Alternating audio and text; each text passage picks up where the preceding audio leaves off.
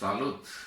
Am luat astăzi un sistem 5.1 Hama, să vedem ce găsim aici.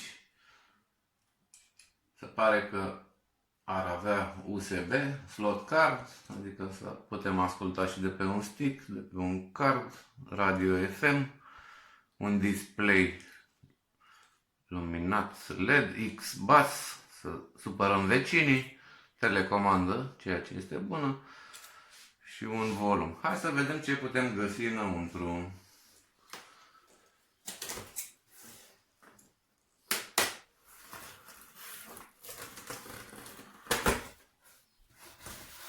Să vedem și cum arată.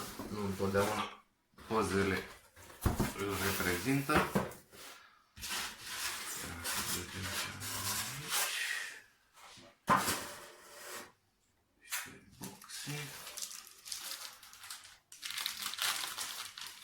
Direct mufate, se pare. La sistemele profesionale nu se folosesc astfel de mufe.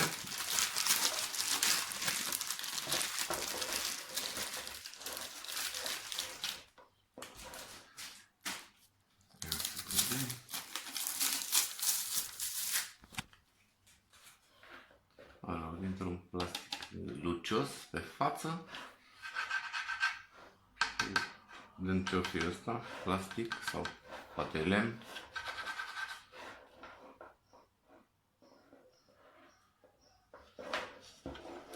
Cam așa arată o boxă.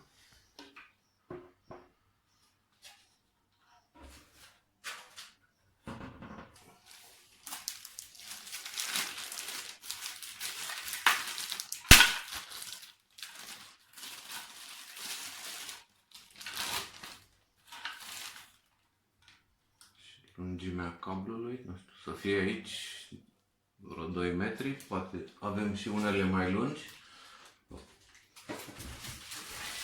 Să sperăm.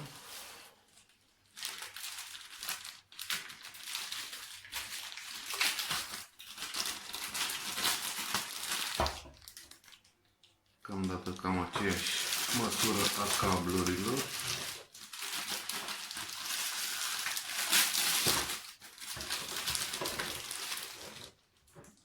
Au și niște piciorușe, sunt boxe de podea, niște bufere mici să nu vibreze pe parchetul nostru.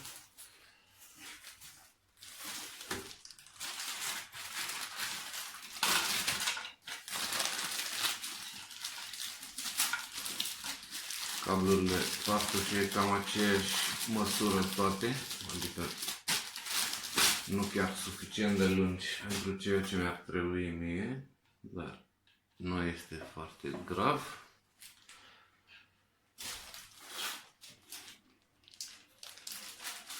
Da. Și acum să trecem la subwoofer. Să vedem.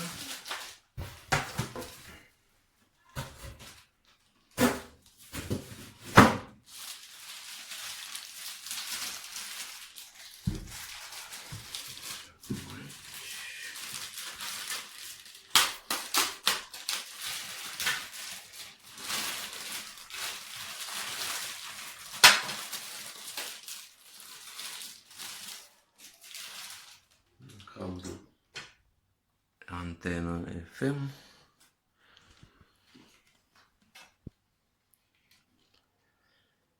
Intrări. Și acestea ar trebui să fie ieșirile pentru boxe. Un buton on-off în spate.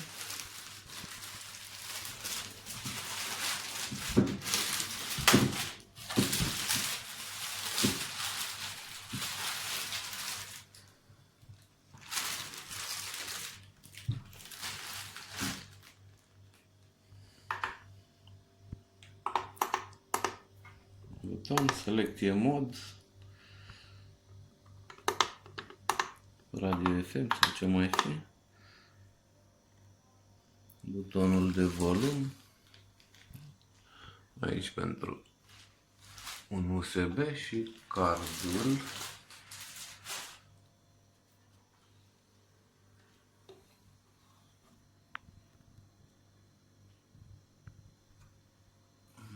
Da, după cum vă spuneam, nu e chiar ceva premium, dar nu arată rău. Finisajele sunt drăguțe, mai avem o pungă cu telecomanda, cabluri de legătură,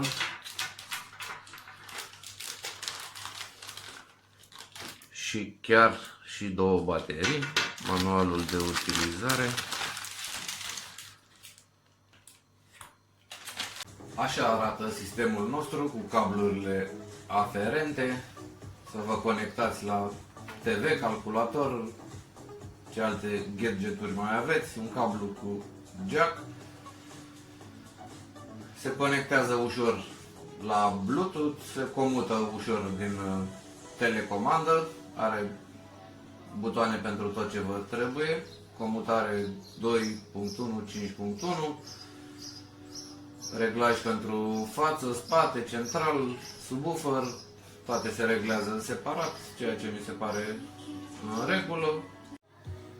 O să comutăm, acum suntem pe Bluetooth, să vedem și pe FM. FM. Ne anunță că am trecut pe FM, am comutat, țipă o domnișoară la noi, ceea ce mie nu-mi face chiar mare plăcere. După o oră de funcționare am constatat că se încălzește puțin subwooferul în partea din spate. În rest, totul este ok. Dacă v-a plăcut, puteți da un like și vă puteți abona să vizionați și alte prezentări.